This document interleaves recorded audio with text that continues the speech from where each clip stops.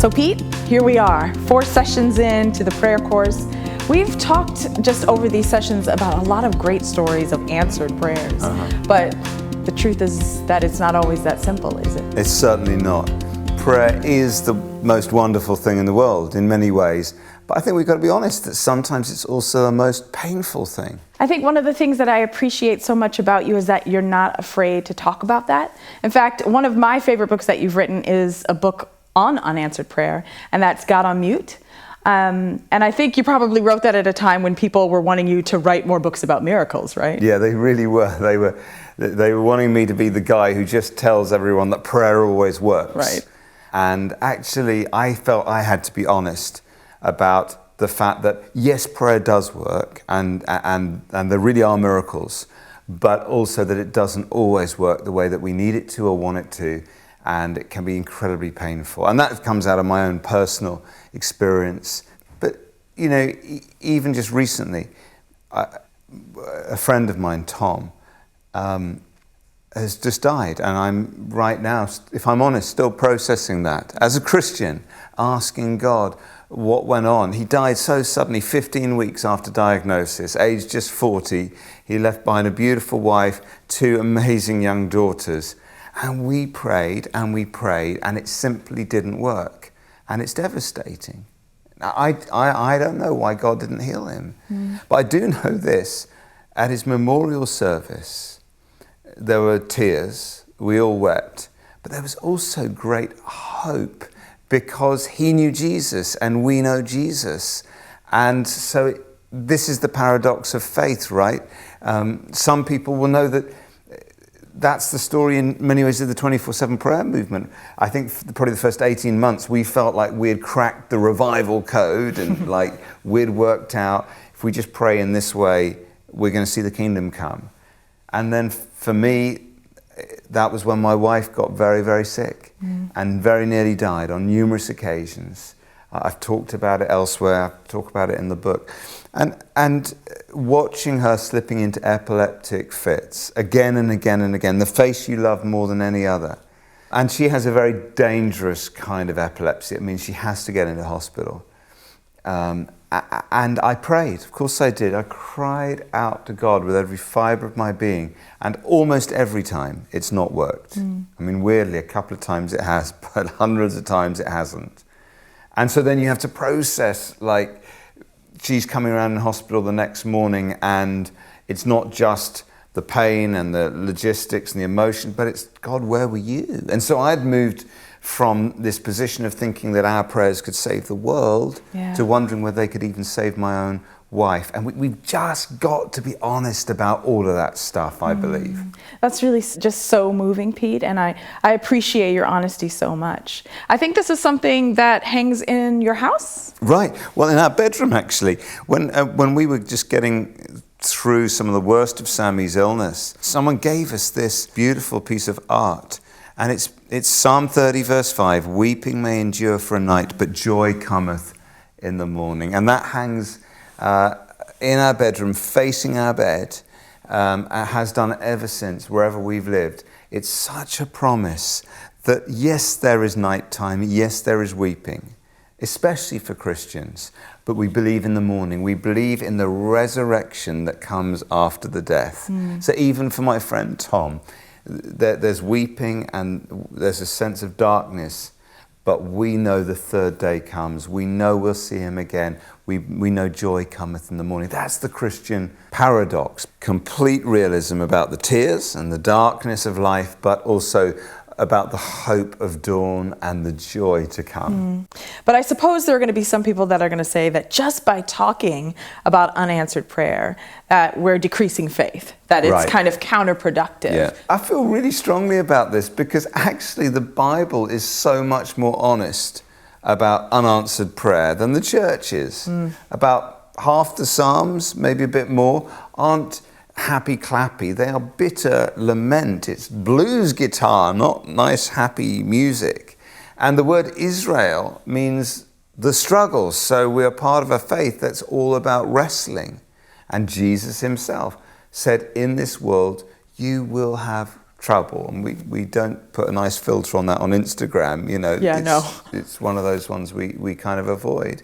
And then, talking of Jesus, he himself lives with unanswered prayer to this day, because he prayed that his church would be united.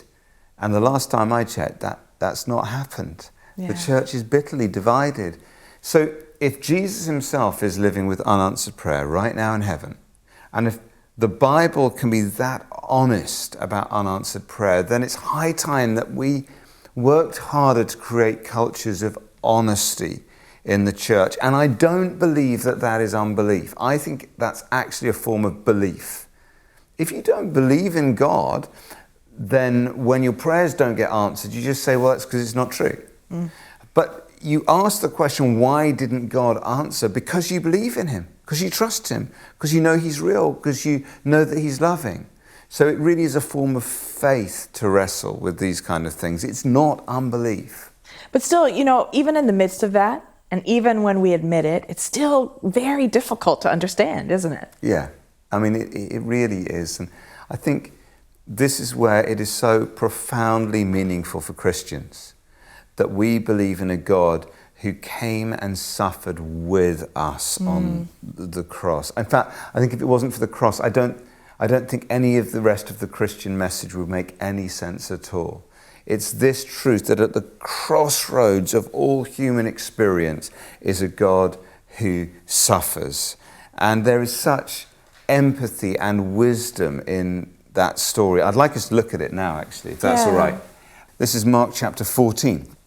And we're going to look at verses 32 to 36. It's the story of the Garden of Gethsemane. So Jesus is in great turmoil as he prepares for the cross. They went to a place called Gethsemane, and Jesus said to his disciples, "Sit here while I pray." He took Peter, James, and John along with him, and he began to be deeply distressed and troubled. "My soul is overwhelmed with sorrow to the point of death," he said to them. "Stay here and keep watch." Going a little further, he fell to the ground and he prayed that if possible the hour might pass from him. "Abba, Father," he said, "everything is possible for you. Take this cup from me, yet not what I will, but what you will." So much in that passage that I think can really help us when we are struggling with unanswered prayer. The first thing is, notice how vulnerable Jesus is with his friends. We're told that he's overwhelmed with sorrow even to the point of death. And yet he very intentionally takes Peter, James, and John, his three best friends, with him into his place of grief and asks them for their support. You've probably experienced this. I know I have. When you really suffer, there's such a temptation to hide and to isolate yourself away. And Jesus does the opposite. He includes his friends and he knows he needs their help more than ever.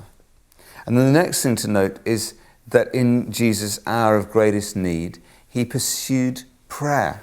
He knew that his friends were important, but that his Father's presence was the real great need of his soul. One word from the Father can bring more comfort than 1,000 from just some human mate. And then notice what Jesus prays.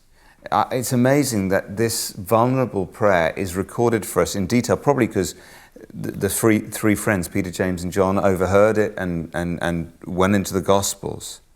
But first of all, Jesus says, "Abba, Father." So when he's hurting, he anchors himself in the love of God. He doesn't say, "If you really cared for me, you wouldn't make me go through this." Right. He doesn't question God's love. God's love isn't up for debate. And then he continues, he says, "Abba, Father, everything is possible for you." So having affirmed God's love, he affirms God's power.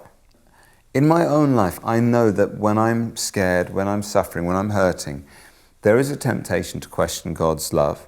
Do you really love me? Why am I suffering? But the other one is sometimes to question God's power, is to downgrade God's power and say, well, I guess this is just too difficult for you, or you can't do that. And Jesus doesn't do that. There's an old Hebrew saying that says, God is not a kindly old uncle, he's an earthquake. And I think Love that. Yeah, it's good, isn't it? Because there's problems, I'm sure, in your life like mine, that a kindly old uncle can only smile at. Right. But an earthquake maybe could shake it. Yeah. So affirm God's love and God's power. And then the next phrase in the prayer is one of the most surprising bits of the whole Bible. Because Jesus says, take this cup from me. In other words, Jesus is saying, I don't want to die. I don't want to suffer. I don't want to be the guy on 1,000 stained glass windows on the cross. Jesus is praying unbiblically. He's gone off message, off piste. It's radical honesty and vulnerability. And it is essential that we are honest when we are hurting and scared and suffering. And Jesus shows us the way to do that. To be honest with our friends and to be honest with God himself. Yeah. This is so helpful, Pete. But is it okay if I ask you a tough question? Of course. So you said that God is our Abba Father, right? He's all loving, and that everything is possible for him, which means he's all powerful. A lot of people are going to be thinking right now, if God is all loving, if he's all powerful, then why doesn't he stop people from suffering? Okay, so you do know you've probably just asked the hardest theological question of them all. The theologians call it Theodicy. And there aren't many easy answers. But I have found it helpful to think in terms of three things: God's world, God's war, and God's will. So first of all, God's world. Some prayers aren't answered because it's just the way that God's made the world to work. And Christians aren't immune from the laws of nature, the laws of science. For example, on our wedding day, it poured with rain. It wasn't exactly what Sammy and I had been dreaming of. But actually, if every single couple who prayed for a sunny wedding day got it, there'd be drought in the land. There must be some farmer somewhere who's praying for it to rain. So there's just laws that make the world work for the vast majority of people, the vast majority of time. And we're part of that system. And C.S. Lewis talks about this. He says that God can and does on occasions modify the behavior of matter and produce what we call miracles is part of Christian faith. But the very concept of a common and therefore stable world demands that these occasions should be extremely rare. If God just does miracles all the time, the world's not going to work. Okay, I got that. So I drop a brick on my toe, but it doesn't float just because God loves me. Exactly. And then there's the next one. So that's God's world. The next one is God's war. The Bible teaches, and most people on earth believe, that we are in a spiritual battle. There is a vicious enemy. And as Christians, we are often targeted. And therefore, some prayers aren't answered because there is an enemy. Satan is actively and successfully opposing the will of God. And it can hurt quite literally like hell. And we are going to look at this in a whole session of its own on spiritual warfare in the final session of this course. Okay, but I kind of have like a million questions right now. Yeah, I get that. I know. I promise we will come on to those. Can we just park the spiritual warfare thing for a minute? Okay. So we've had God's world, God's war, and then there's God's will.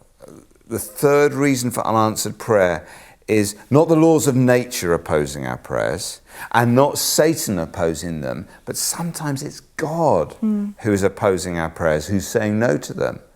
And that can be relatively straightforward, actually, sometimes, just because God knows best. And in his love, he says no, and then we look back and we realize why. Like, I'm really glad that many of my prayers haven't been answered. Otherwise, I'd probably have grown up to marry a Spice Girl and to work in a zoo. That was my dream in my teenage years. But obviously, there are other prayers that God says no to that we just don't understand. And I've just talked about my own grief right now, processing my friend Tom's death. And that's one of those things I just have to choose to trust even though I don't understand. Yeah. You mentioned earlier about Jesus promising us trouble, and I think we'd all say that we've definitely experienced that. But have you got any practical advice for us? I think we all have those times when we just feel like God is a million miles away.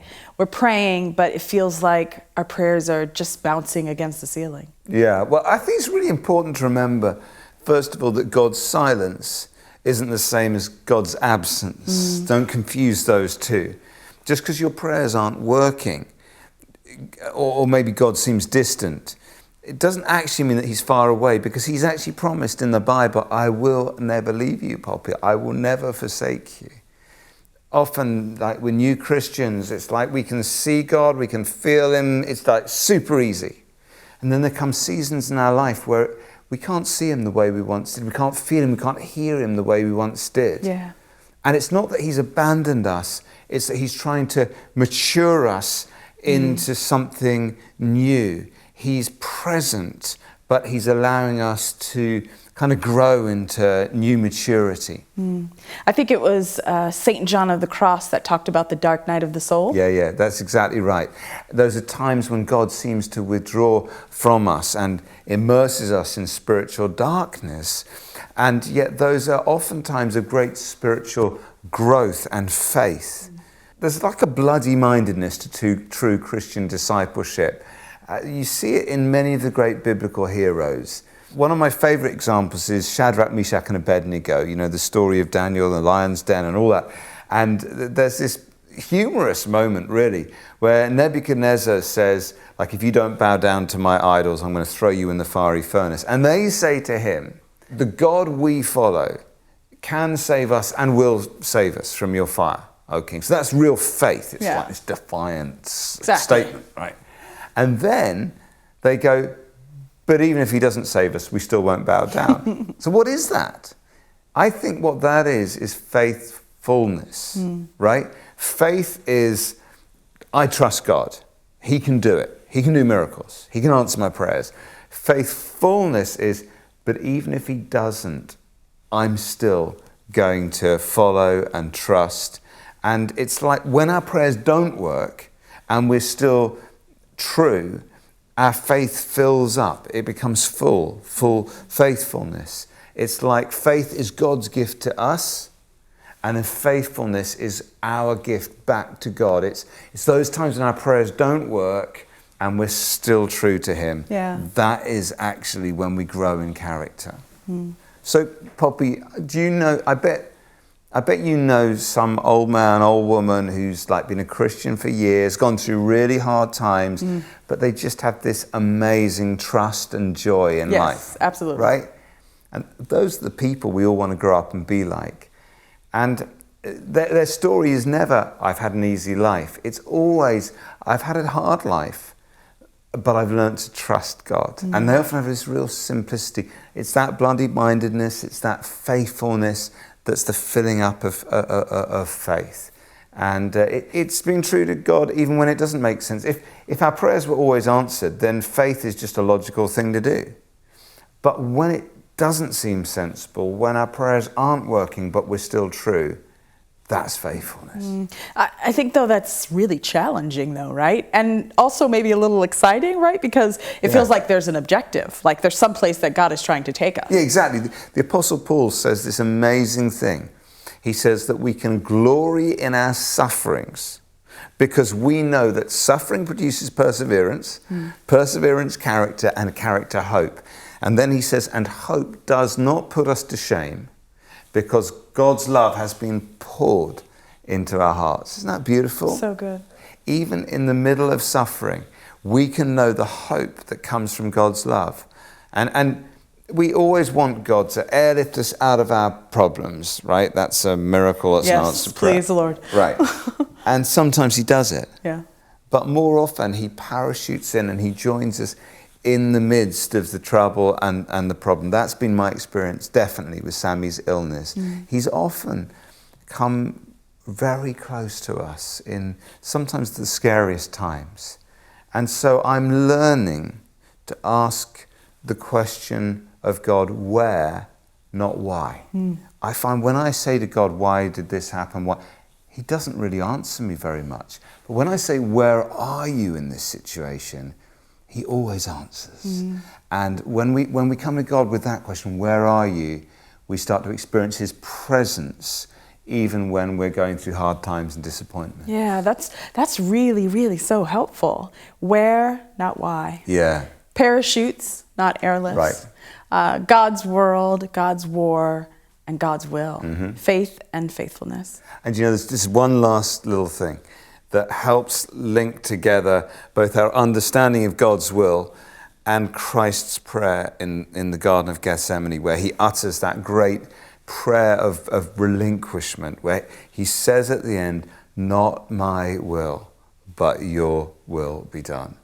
And that's the hardest prayer anyone can ever pray. When we're in those situations and we're scared and we're hurting and God doesn't seem to be answering our prayers the way we want or maybe even need, and we come to that place of saying, not my will, but yours be done. It's a prayer of relinquishment. It's a darker kind of trust.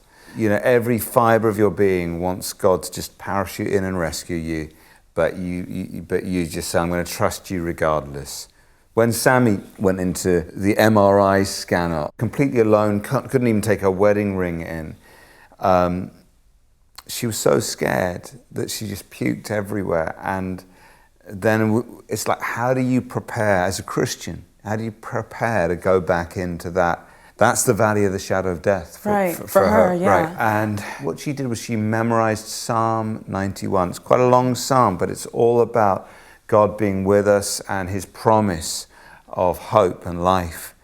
And so they you know, when they put you into the tube, they say, do you want the radio on? Trust me, when you're in the valley of the shadow of death, you do not want like Britney Spears in there with you. Right. Right. So she just recited Psalm 91. And she came out of that and she said, Pete, I experienced the presence of God in there with me. I didn't feel alone. Even there, you couldn't be there, but he was there with me. And that's the good news that we have in Jesus, that he is with us always. His silence, remember, is not his absence. And even when we don't understand, we can still trust. That's so good. I feel like this episode is really important.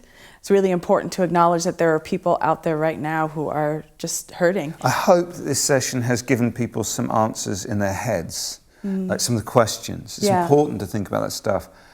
But the most important thing is that people find some of God's presence in their hearts, and people are going through really hard times. So as we finish with this prayer, let's do that. Let's pray the actual prayer of Jesus in Gethsemane. And I'm aware that for some people watching this is a darker kind of trust. Yeah. But yeah, let's pray. Let's do it. Abba, Father, everything is possible for you, God. I thank you so much, God, that you love me so deeply, especially when I'm hurting, and that you have the power to answer my prayers. God, there's so many times that I want to pray this prayer, take this cup from me. I don't want to suffer. But God, not my will, but your will. I trust you, God, even when I don't understand. Give me faith, and God, teach me to be faithful. Amen.